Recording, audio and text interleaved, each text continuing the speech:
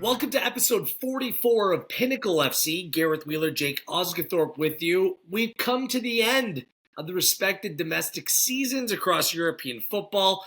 The Bundesliga is already done and dusted, but the final weekend is here for the Premier League, for La Liga, and for Serie A.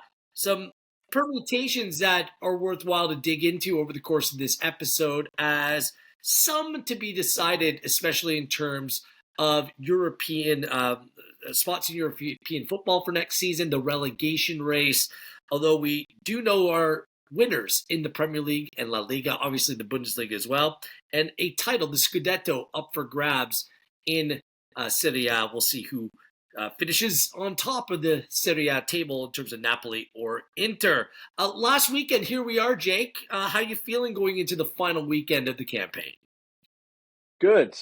It's always this time of year is probably my favourite because you know exactly what teams are, plus you've got a massive body of data to work from, and you've also got the permutations which factor in and obviously make arguments stronger or weaker, or throw them out the window altogether if there's too much to kind of guess around. But yeah, it's a lot of fun. Usually there's loads of goals as well, especially in the Premier League this last weekend. So might have a few overplays. But yeah, we're coming in pretty hot as well. We did pretty well last week on the Premier League card. Obviously, we had Palace win the FA Cup as well, which was an absolute bonus. And what a great day for English football. To get the Manchester City beaten in the FA Cup final, for them to go trophyless, for a team that's never won anything before in their history to win a trophy just a few months after Newcastle ended their 70-year wait. It's a good time in English football, that is for certain, and I hope we see more of it because that's what the cup competitions are all about, upsets. Well, for Pep, it couldn't happen to a nicer guy. Dean Henderson following the final whistle was just... Oh, mate, don't get me started. I got to tell you, though, we'll make our Europa League pick or play at the end of this podcast. The game is on Wednesday, so tomorrow we're recording this Tuesday midday here in Canada, Tuesday evening where Jake is in London right now. But I'm a little bit nervous being a United supporter, considering Newcastle won a trophy this year, Crystal Palace won a trophy, Spurs haven't won one in forever. Bologna, I'm a little bit nervous about the trend heading into this one, but Harry Kane, he managed one. Harry Kane, you're right. So it's a slope breaker, to put it lightly. And obviously United won the FA Cup. We'll save it for a little bit later on in the podcast. Let's get straight to the Premier League. I'm looking forward to cashing a bet. I bet against Erling Haaland winning the Golden Boot. I opposed him and backed everyone else, so that we'll be able to cash this weekend. We know that Liverpool's won. Arsenal has come in second place. But 3 through 7 and even 8 through 10, there's still much to be determined in the Premier League. Let's start off with just the quick mention of the 8th place. It could come into play for a spot in the Conference League. Brighton and Brentford and maybe Bournemouth, depending on how they fare on Tuesday in competition for 8th place. 8th place matters in Europe if Chelsea lose to Forest next week, and that is the big fixture in the Premier League. They could drop to 7th and go on and win the Conference League. That would bring 8th place into play. So between 3rd and 7th, I mean, that's the big one. Let's ring off the teams in no specific order. Newcastle, Chelsea, City, Forest, Villa, Chelsea. All of those teams competing. The 3rd, 4th, and 5th are going to be going to play in the Champions League next season. Of course, another Premier League side, whether it be United, Spurs, are going to end up there as well. Just a quick mention, last year, the last fixtures of the Premier League season, 8 of the 10 games had featured 3 goals or more, but only one game where the total for this week, in terms of where the totals are set, is set less than 3. So keep that in mind. Incredible goal totals this weekend across the board in the Premier League. Where would you like to start here, Jake? I'll leave the floor to you. Chelsea Forest is the big fixture, but Newcastle, Everton's huge. City, Fulham is huge. Villa United also with ramifications on potential Champions League spots. Where do you want to start here? Yeah, I think we just need to start with the biggest game, which is Forest-Chelsea, because this is it's the game with something right on it for both teams. Chelsea win, they're in the top 5, they qualified for the Champions League. if Forest win, they leapfrog Chelsea, and it means that they're guaranteed Europa League football as opposed to Europa Conference League football, which they're currently in at the moment. So there's massive ramifications for both teams. Obviously, Forest could win, and then they'd need Villa or City or Newcastle to drop points. I think two of them have to drop points for them to be able to sneak into top five. I just look at this game, and these kind of games generally scream over 2.5 goals. But I think the teams that we have here are going to turn that the exact opposite way. Under 2.75 goals has to be a bet at -105. We've got an extra quarter of a goal on our side than what I expected. I thought the line would be at 2.5.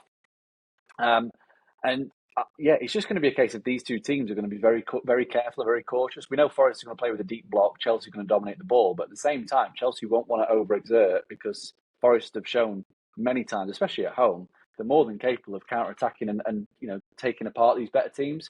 We saw it against City. They beat 1-0. They pushed Arsenal all the way. They got a good draw against Liverpool.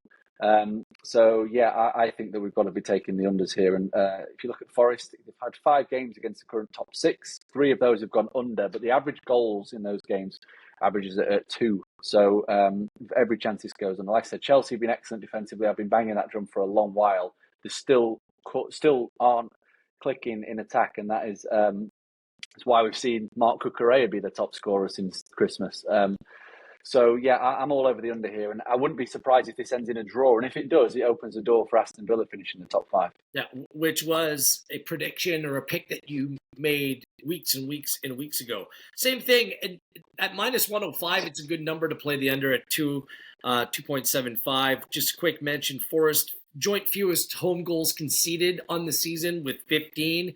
You know how they're going to play. Head-to-head against Chelsea, they played to under 2.5 in 5 of 7. And Chelsea, without Nicholas Jackson, again, he's suspended, but he will return for the Conference League Final, which will be played on the Wednesday following. So Chelsea, I think, need to be a little bit pragmatic in terms of the way that they play because they have a significant fixture to potentially win a trophy on Wednesday as well. So, yep, we're aligned there. What else is on your slate this weekend? I'm going to rinse and repeat with Aston Villa. I'm going to take them to win to 0 at a massive +272.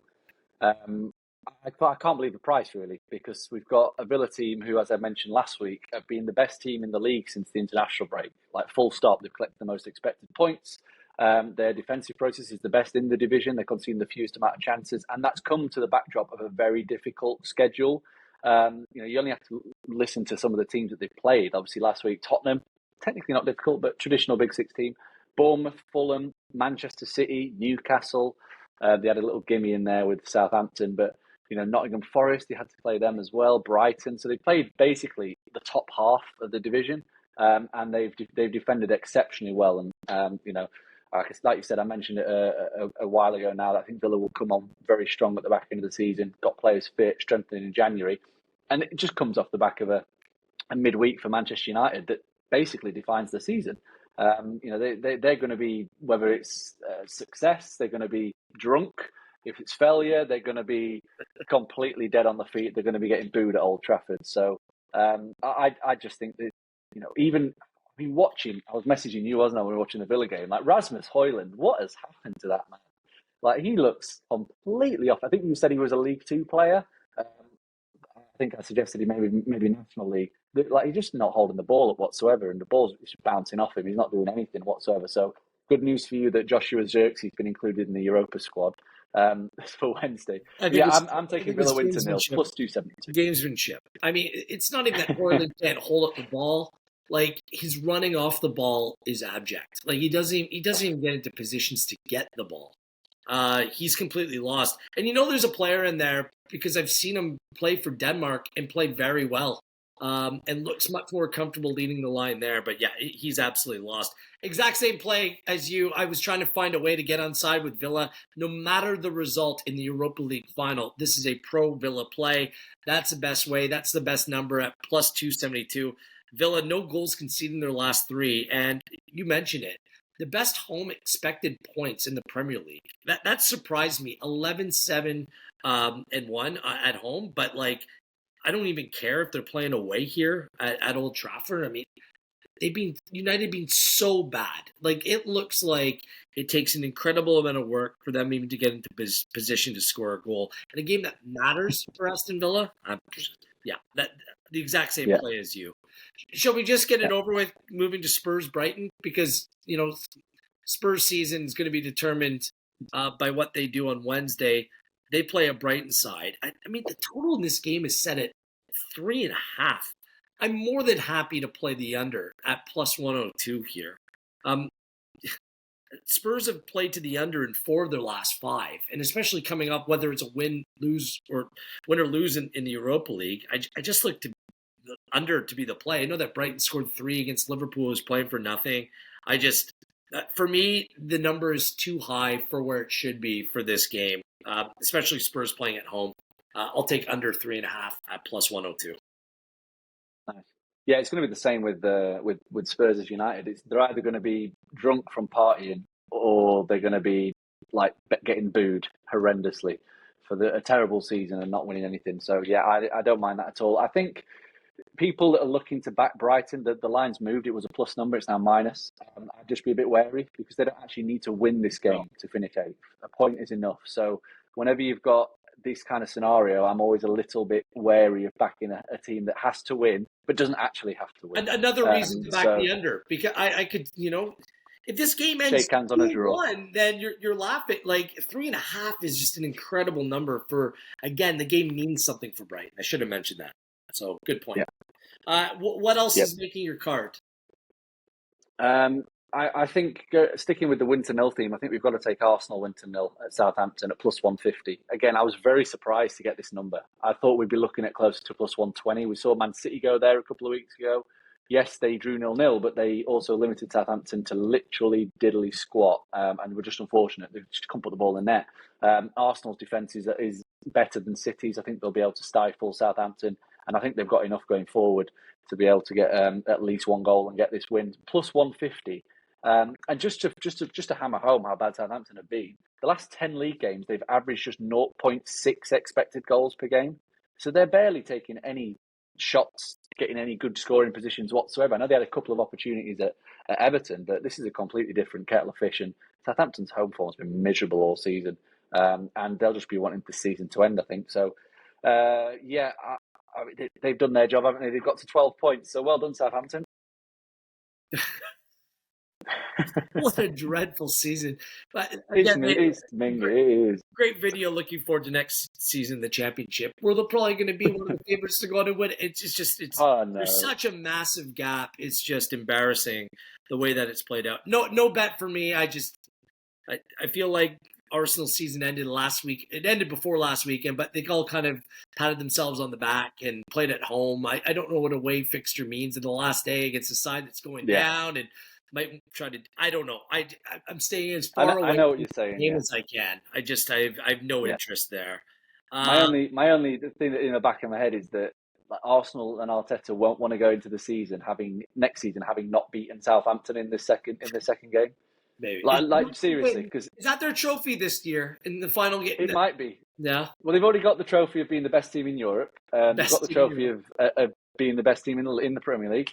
So, yeah, add that to the list. But yeah, it's just one of those. Like, you don't want to. If they drew or lost to Southampton the last game of the season, that's a bit of a sour taste in your mouth. Oh. The team with the second worst ever Premier League team, and you didn't beat them on the final day of the season. Just thinking about. I'm thinking about a better beach than down on the south coast. They're thinking about getting away to like Spain or Greece. Like, this is where they are right now. Okay. I still have 2 other plays. I'm not sure what else. Yeah, me too. Way, all of our all the markets that we use are courtesy of Pinnacle. Bet smart, bet Pinnacle. All right, let's continue going. We like this final weekend slate across the Premier League. Let's go. Yeah, I think we've got to take on City at these prices. I think the way we do that is just backing Fulham on the handicap. You're getting a full goal at minus 122. This is a Fulham team that drew with Arsenal, beaten Liverpool at home. They narrowly they lost to Chelsea by a single goal, which would have been a push. Lost to United by a single goal, which would have been a push. They're a very tough team to beat at home. And you just look at City. They looked. I thought, other than the penalty last week, they looked really toothless after Haaland had that early chance that was saved. And they're just so predictable. And like I said to you last week, Erling Haaland coming in is actually making the team a little bit worse because they're just not as fluid in terms of the movement. And, you've just basically got a static forward up there with very little space to play with because the team sits so deep. And they're just not scoring enough goals for me to want to back them to cover this handicap, basically. There's back-to-back games they've not scored against Palace and Southampton. Obviously, they play midweek against Bournemouth, which is another reason to oppose them because they play on Tuesday, which means slightly tight turnaround in terms of rest. So yeah, I'm all about Fulham, minus 122. They themselves, they've not got anything to play for, but they'll be looking to finish on a high as well in front of their own.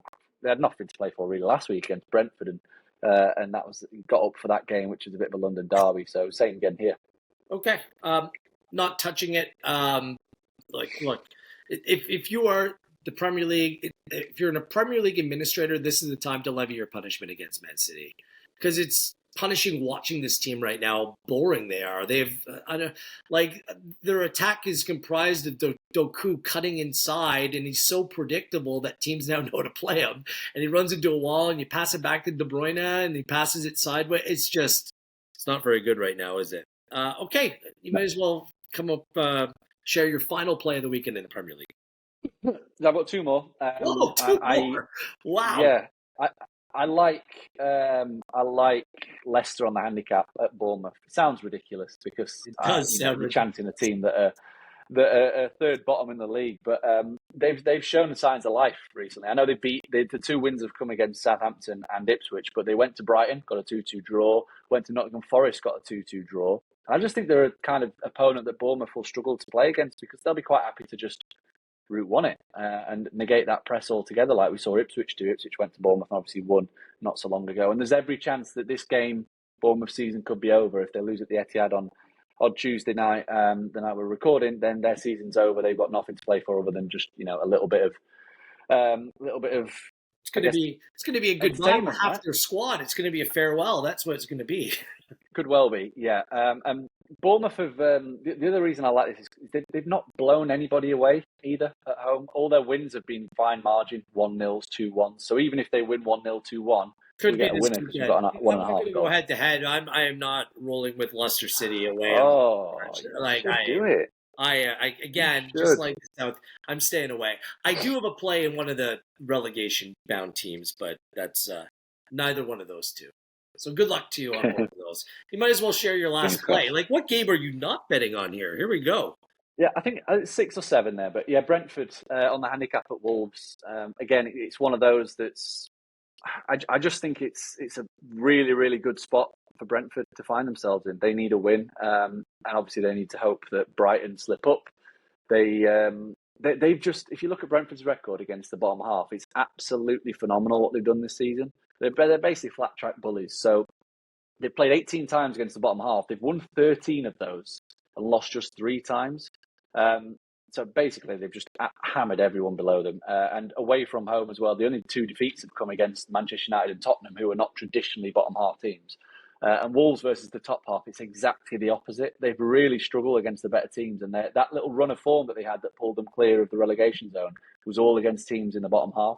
So against the top half, they played 19, lost 15, won just twice. And at home, they've lost 8 of 9 against the top half. So basically, you've got a team whose ceiling is 11th, and you've got a team who absolutely smacks 11th and below to pieces. So I'm happy to take the draw on a bet, especially when Brentford have the team that have got something to play for as well, minus 119. Wolves playing Tuesday as well. I looked at that one. I just couldn't quite pull the trigger. We might as well cover all the games across the Premier League this week because I do have more plays. Newcastle Everton. It's a game that Newcastle need to win. I think you and I for future plays. Newcastle qualifying for the Champions League, finishing top 4, top 5. It matters this weekend. I'm going to back Everton under half a goal at plus 114. Ooh. I was considering Newcastle win to 0, but it's only plus 137, and I don't think there's enough value there, but there is value in backing Everton to fail to score. I did this when Everton played away 2 weeks ago. I lost. It was at Fulham, but Newcastle need to win. Newcastle only conceded 19 at home and 18, 3 straight home clean sheets as well, and they won 6 games at home. I think they're going to smash Everton after, at least in terms of the gameplay. based upon the fact that Everton emotionally going to be spent after saying goodbye to Goodison Park last week. Everton have still only scored 15 away goals. Only Leicester City and Southampton have a worse expected goals away from home, and Everton have played to the under an 8 of 10. These two sides did play to a 0-0 earlier this season. I know Newcastle need to win this. Could it be just a really low-scoring, tight, cagey game? Based on the fact that Isak's going to be a doubt. Didn't play last week against Arsenal. I don't know if they're trying to save him, be a little bit cautious, but if Isak's a doubt, no Joe Linton, I'm just more comfortable that Newcastle need to play a solid defensive game than anything robust from an attacking perspective. So Everton under half a goal at plus 114 will be a play. I'm going to go with another under. I came out saying, hey, it was all overs for fun at the end of last season, but Ipswich Town and West Ham. How this game is set at 3.25, I do not know. I know that Ipswich Town cannot keep a clean sheet, but they're playing at home here.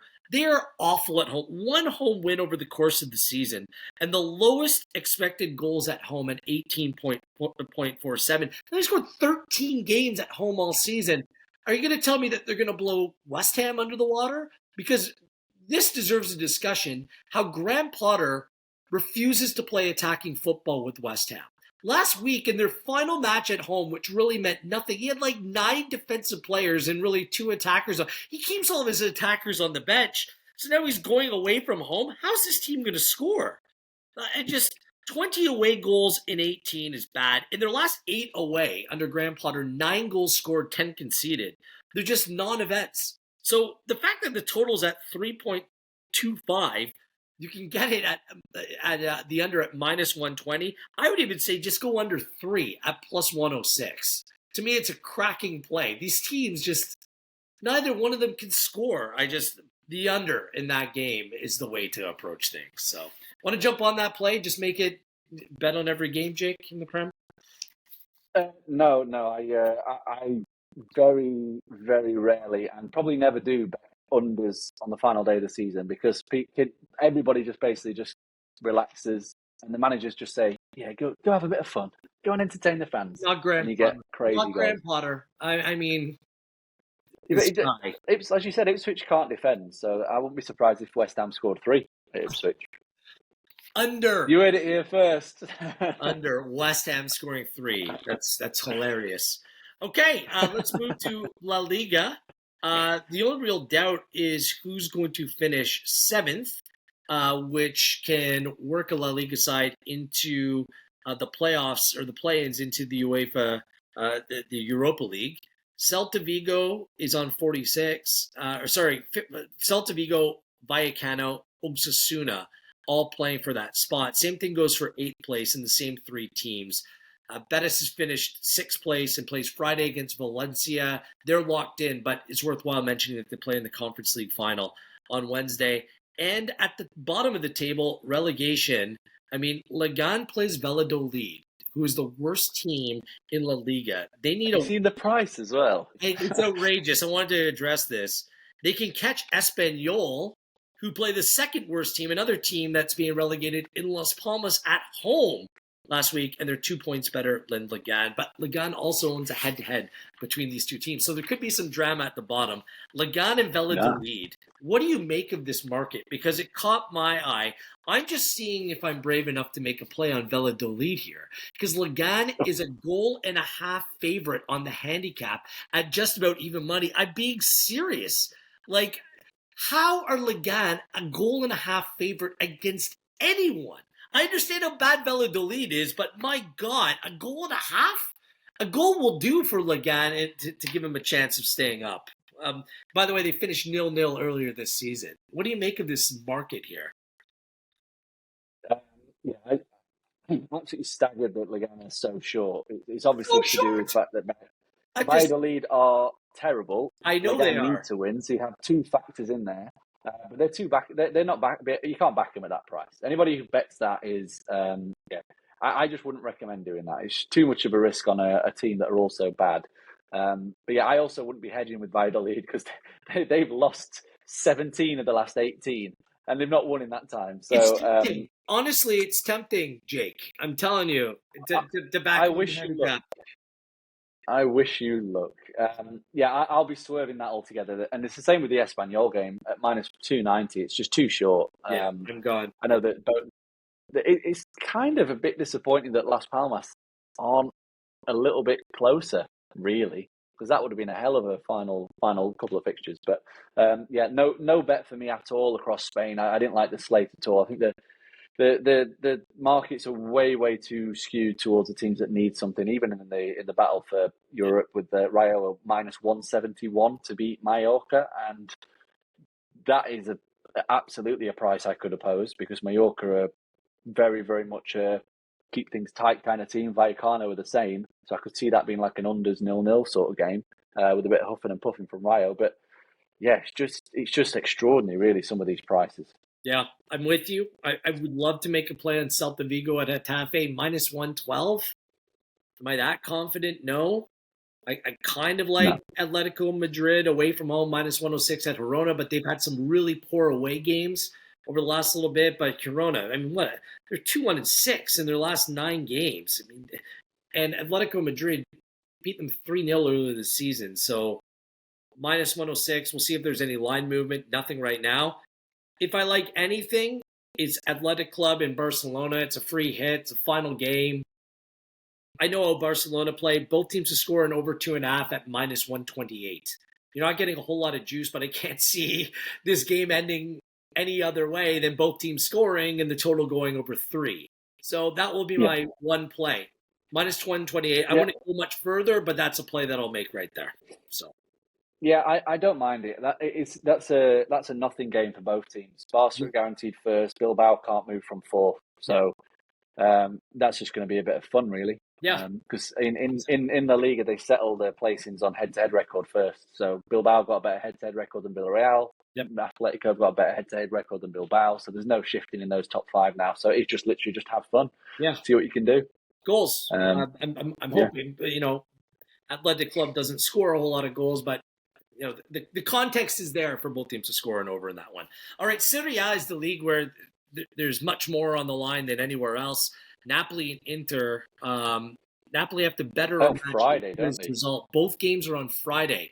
It's kind of weird how they staggered it over the weekend, but Napoli have to better or match Inter's result on the weekend to win the Scudetto.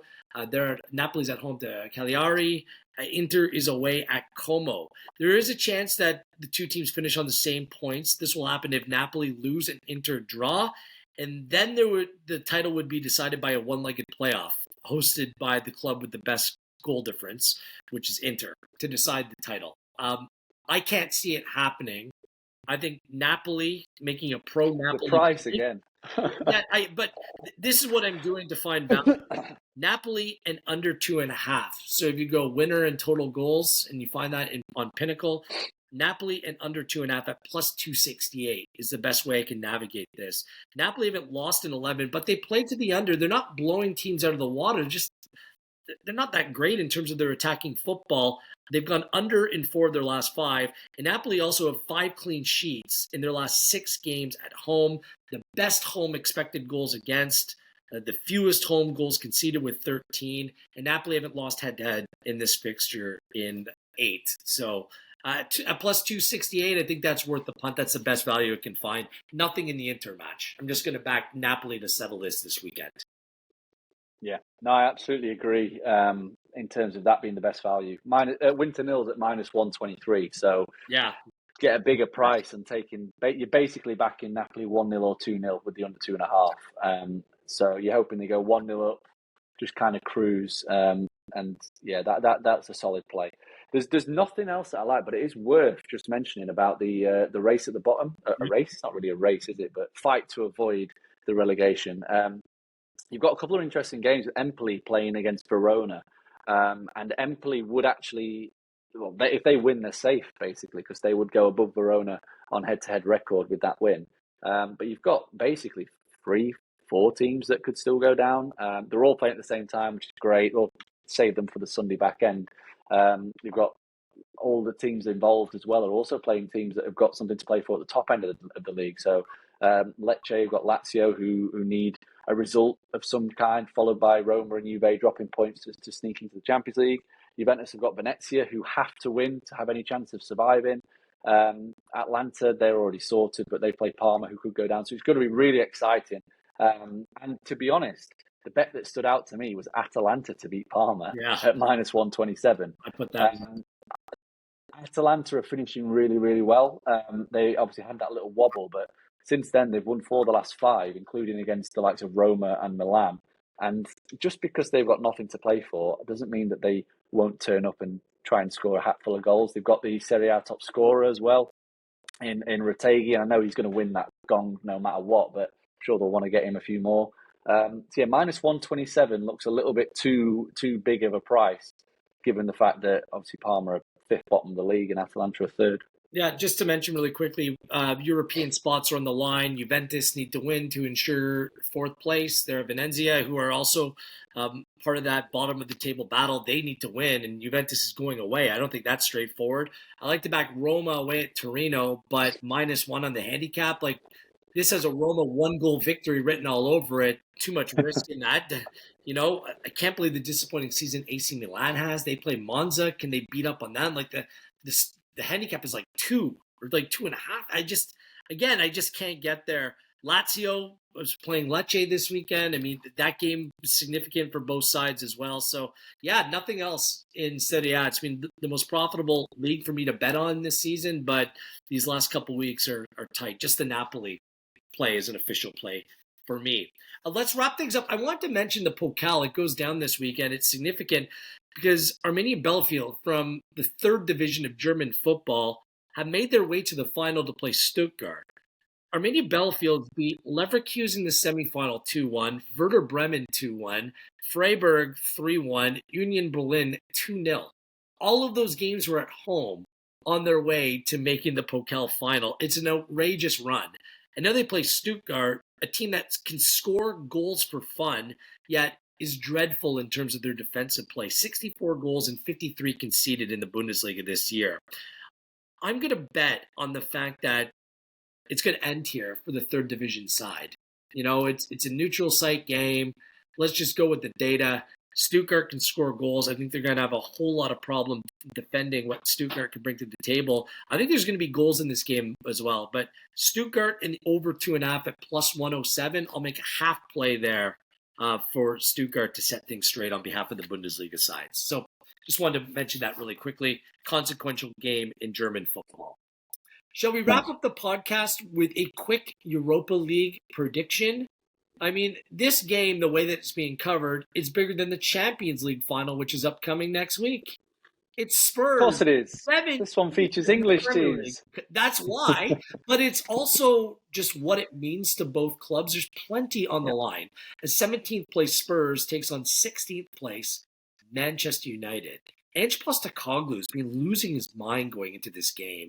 Like, I don't know what's going on there. I don't know if he already knows he's not coming back either way, but he's awkwardly defiant heading into a game where he shouldn't feel very confident about his group. Playing against Manchester United, who's absolutely abject. They can't beat Spurs. They can't beat anyone, Jake. Yet they found their way to the final. What do you make of the markets here? Is there a play to be made in this game where I'm going to brand it? It could be so bad it's good.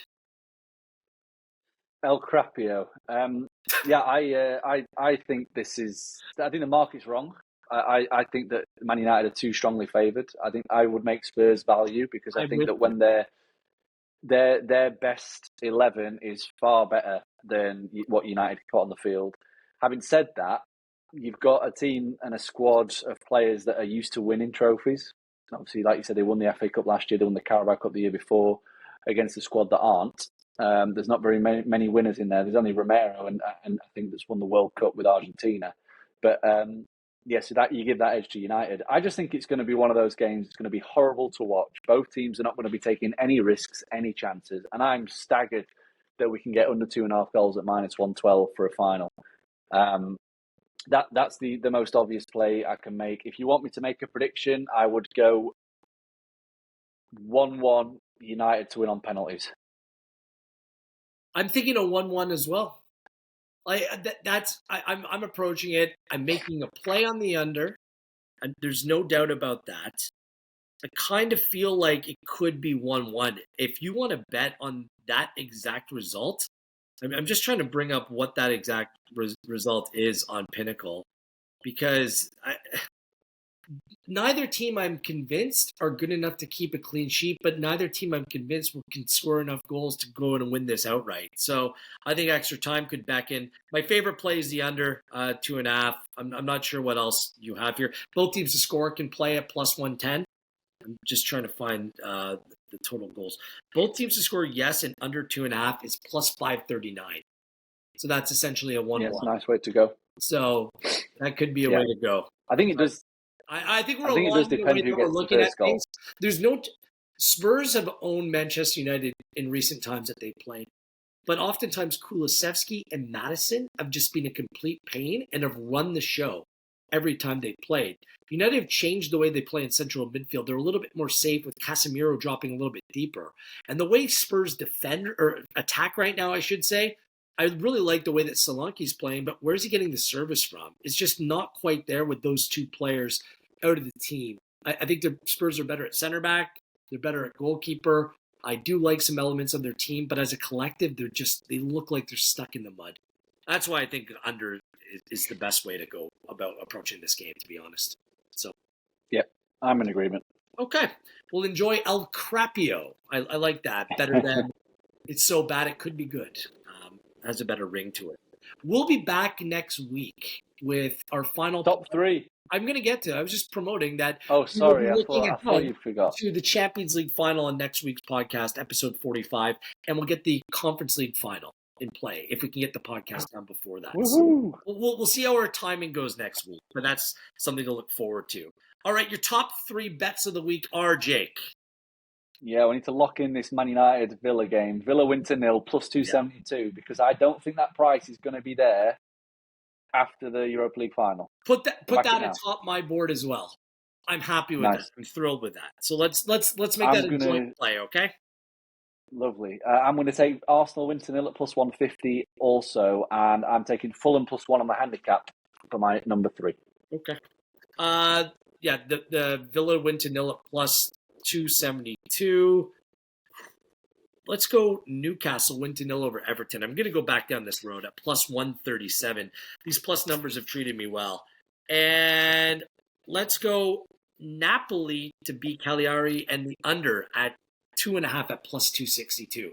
We're going out with a bang. Like, I'm already north of 7 units of profit with 2 podcasts to go, so I'm going to end where I want to be. So some potential big hitters, and maybe we can get this to double digits. So that's where I'm setting my eyes here.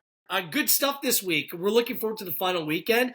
Like we said, there might not be much to play for some teams, but there's still plenty to bet on, and all your best markets are courtesy of Pinnacle. Jake, we'll see you next week. Thanks for this, pal. Enjoy. See you later. He is Jake Osgathorpe. I am Gareth Wheeler, and this has been episode 44 of Pinnacle FC.